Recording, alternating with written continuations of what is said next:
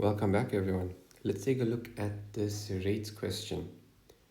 Learners used a reaction of MgCO3 with excess dilute HCl to investigate the relationship between temperature and the rate of a chemical reaction.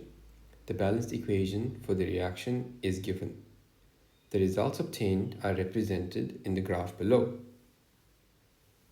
The question reads, state two conditions that must be kept constant during this investigation. Now it's important that we know how to read a graph. On our x-axis is a variable. On our y-axis is a variable. The variable on our y-axis is called the dependent variable. It is the variable in that experiment that we are measuring. In this case, the variable on the x-axis tells us what is being changed. And so that is the independent variable. So that means that in this experiment, temperature was changed. So that must mean that the other factors affecting rate must have been kept constant. Example, the state of division, concentration, etc. So any two would be fine. The next question reads, use collision theory to explain the relationship shown in the graph. Now collision theory speaks about the collisions of particles, so that's what we need to speak about. And since the temperature was changed, we need to speak about collision theory in relation to temperature. So a higher temperature means that particles have more kinetic energy. This means that the particles move faster and collide with one another. This results in more effective collisions per unit time. It's extremely important that you use those words, more effective collisions per unit time, and that therefore will result in the rate of the reaction increasing. Next question. The learners obtained the graph above using 5 grams of magnesium carbonate with excess HCl at 40 degrees Celsius. Calculate the. They want to know the time taken for the reaction to run to completion. So the time for the reaction. So if we read from the graph at 40 degrees Celsius, the rate of this reaction is 0.5 grams per minute of carbon dioxide gas produced. So what does that mean? It means at 40 degrees Celsius, 0.5 grams of carbon dioxide is produced every minute. Now, we don't necessarily have the information about carbon dioxide. We've been given information about MgCO3. So what can we do with it? So we need to figure out, with 5 grams of MgCO3, how many grams of carbon dioxide is produced. Because if we know the grams of carbon dioxide, we can work out the time, since we have the rate in terms of carbon dioxide.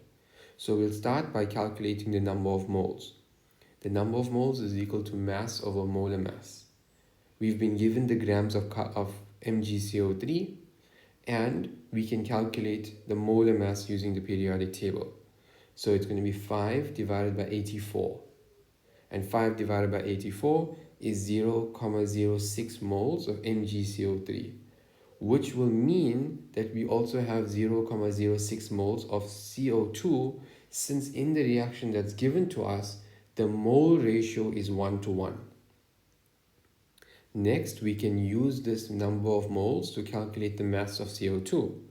Remember, mass is equal to number of moles multiplied by molar mass. So for CO2, it's going to be 0.06 multiplied by 44. That's going to give us a mass of 2.64 grams of CO2 produced. Now we can use the rate. Remember, the rate is 0.5 and that is the mass divided by the minutes.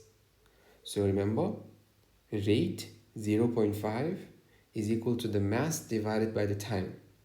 We know the mass, we know the rate, we can work out the time. When we work out the time is 5,28 minutes. Okay, let's move on to the next question. The next question reads 17.4.2. Calculate the molar gas volume, so Vm, at 40 degrees Celsius if 1.5 dm cubed of CO2 is collected in a syringe. So we go to our molar gas volume formula, N equals V divided by Vm. Right? Next, we substitute. Since they're talking about carbon dioxide, we know the number of moles of carbon dioxide at 40 degrees Celsius. We worked it out in the previous question. So 0.06 is equal to 1,5 divided by Vm. The 1,5 is what was given to us. Next, we can solve for Vm. And Vm is equal to 25,21 dm cubed per mole. Let's move on to the last question.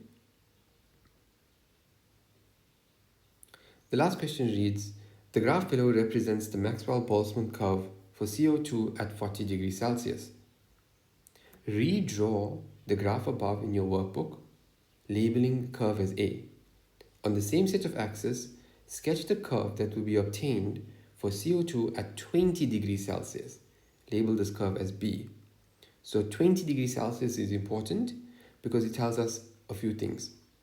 The first thing is that it's a lower temperature. And in terms of the Maxwell-Boltzmann curve, lower temperatures mean that the peak must move up and it moves to the left. So it will move to the left because a lower temperature means that most particles will have a lower average kinetic energy. And the reason why it's going to move up is because now the area, remember, that represents the total number of particles.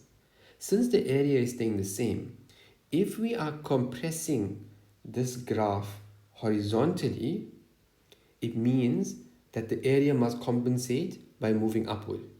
So you can kind of think of it like a balloon. If you squeeze a balloon in one direction, it's going to expand in the other direction to maintain the same volume. So it's going to look like this.